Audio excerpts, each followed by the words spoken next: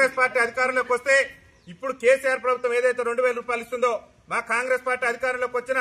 నెల రోజుల్లోనే ఖచ్చితంగా వృద్ధులు గానీ, వితంతువులు గానీ, వికలాంగులు గానీ, బీడీ కార్మికులు గానీ, గీతా కార్మికులు గానీ అందరు పింఛన్లు కూడా 4000 రూపాయలు చేస్తాం, వికలాంగులకైతే 6000 రూపాయలు పింఛన్ ఇస్తానని చెప్పినటువంటి ఈ తెలంగాణ రాష్ట్ర ముఖ్యమంత్రి రేవంత్ రెడ్డి గారు ముఖ్యమంత్రిగా బాధ్యతలు చేపట్టి దాదాపు ఏడాదిన్నర పాలన పూర్తయింది. కానీ వృద్ధులు గానీ, వితంతువులు గానీ, వికలాంగులు గానీ, ఒంటరి మహిళలు గానీ, బీడీ కార్మికులకు గానీ ఎన్నికల మేనిఫెస్టోలో చెప్పిన విధంగా నేటి వరకు కూడా పింఛన్లు పెంచకుండా ఈ రాష్ట్ర ముఖ్యమంత్రి కాలయాపన చేస్తూ పింఛన్దారుల పట్ల ఈ రాష్ట్ర ముఖ్యమంత్రి వివక్ష ప్రదర్శిస్తున్నటువంటి నేపథ్యంలో రేవంత్ రెడ్డి గారు నీకు పింఛన్ ఇవ్వడం చేత కాకుంటే గద్దె దిగిపో, ముఖ్యమంత్రి పదవికి రాజీనామా చేయగాని మా వికలాంగుల సమాజానికి, మా వృద్ధుల సమాజానికి, మా గీతా కార్మికులకు, మా బీడీ కార్మికులకు, మా వితంతు సోదరులకు, మా ఒంటరి మహిళల అక్కలకు ఇచ్చిన హామీ మేరకు తక్షణమే పింఛన్ పెంచాలి. పింఛన్ పెంచకుంటే ఖబర్దార్ రేవంత్ రెడ్డి నీ భర్త పడితో నేను గద్దె దించేంత వరకు కూడా వెనకాడబోమని చెప్పేసి తెలియజేస్తూ మరి ఎన్నికల మేనిఫెస్టోలో చెప్పిన విధంగా రేవంత్ రెడ్డి ప్రభుత్వం పింఛన్లు ఇవ్వకుంటే ఈ రాష్ట్రంలో ఉన్నటువంటి ప్రతిపక్ష పార్టీలు ఎవరు కూడా మరి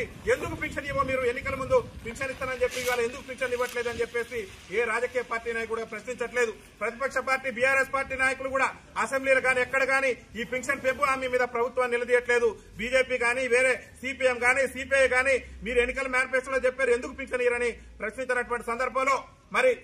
ఈ వికలాంగుల పింఛన్లు గానీ, వృద్ధుల పింఛన్లు గానీ పెంచాలని చెప్పి ప్రతిపక్ష పార్టీలు కూడా నోరు మెదపినటువంటి సమయంలో గౌరవ శ్రీ మందకృష్ణ మాదిగ గారు, రేవంత్ రెడ్డి గారు మీరు ఎన్నికల మేనిఫెస్టోలో ఏదైతే వృద్ధులకు, వితంతువులకు, వికలాంగులకు, బీడీ కార్మికులకు అందరికీ మరి 4000 రూపాయలు పింఛన్ ఇస్తానన్నారో ఆ పింఛన్ తక్షణమే ఇవ్వాలి. వికలాంగులకు 6000 రూపాయలు ఇవ్వాలి. అదేవిధంగా వికలాంగుల్లో తీవ్ర వైకల్యం కలిగినటువంటి వికలాంగులకు 15000 రూపాయలు ఇవ్వాలని చెప్పేసి గౌరవ శ్రీ మందకృష్ణ మాదిగ గారి నాయకత్వంలో వచ్చే నెల ఆగస్టు 13వ తారీఖున హైదరాబాద్ ఎల్బీ స్టేడియం కేంద్రంగా వికలాంగుల మరియు చేత పింఛన్దారుల మహాగర్జన సదస్సు నిర్వహించడం జరుగుతుంది. ఆ మహాగర్జనతోని ఈ రాష్ట్ర ముఖ్యమంత్రి రేవంత్ రెడ్డి మెడలు వచ్చైనా సరే, హైదరాబాద్ ను దిగ్బంధం చేసైనా సరే పింఛన్లు ఎన్నికల మేనిఫెస్టోలో విధంగా పెంచేంత వరకు కూడా రేవంత్ రెడ్డి ప్రభుత్వం మీద మరి అలుపెరగని పోరాటం చేయాలనేటువంటి క్రమంలో ఈ నెల 22న మన యాదాద్రి భువనగిరి జిల్లాకు గౌరవ శ్రీ పద్మశ్రీ అవార్డు గ్రహీత మందకృష్ణ మాదిగ గారు మనందరినీ కూడా చైతన్యం చేసేందుకు రేవంత్ రెడ్డి మోసం చేసినటువంటి తీరును మీ అందరికీ కూడా వివరించి తక్షణమే పింఛన్లు పెంచాలని చెప్పేసి రేవంత్ రెడ్డి ప్రభుత్వం మీద యుద్ధం ప్రకటించడం కోసం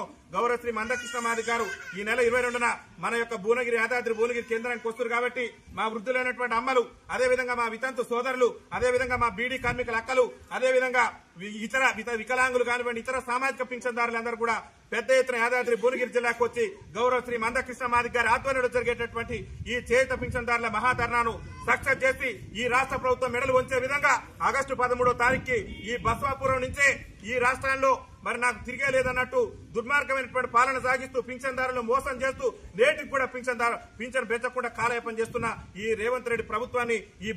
బస్వాపురం నుంచే ఆయన మొత్తం కూడా మన బలమేందో చూయించి ఆయన ప్రభుత్వాన్ని గద్దెదించేందుకు సిద్దమవుతానని చెప్పేసి తెలియజేస్తూ మరి ఈ రోజు ఈ యాదాద్రి భువనగిరి జిల్లా ఇన్ఛార్జిగా వికలాంగుల హక్కుల కోసం తెలంగాణ, ఆంధ్రప్రదేశ్ రాష్ట్రంలో నిరంతరాయంగా కంటికి నిద్ర లేకుండా వికలాంగుల సమాజాన్ని, వృద్ధుల్లో, వితంతుల్లో, బీడీ కార్మికులను చైతన్యం చేసేందుకు గౌరవ శ్రీ మందకృష్ణ మాదిగ గారి సారథ్యంలో ఈ జిల్లా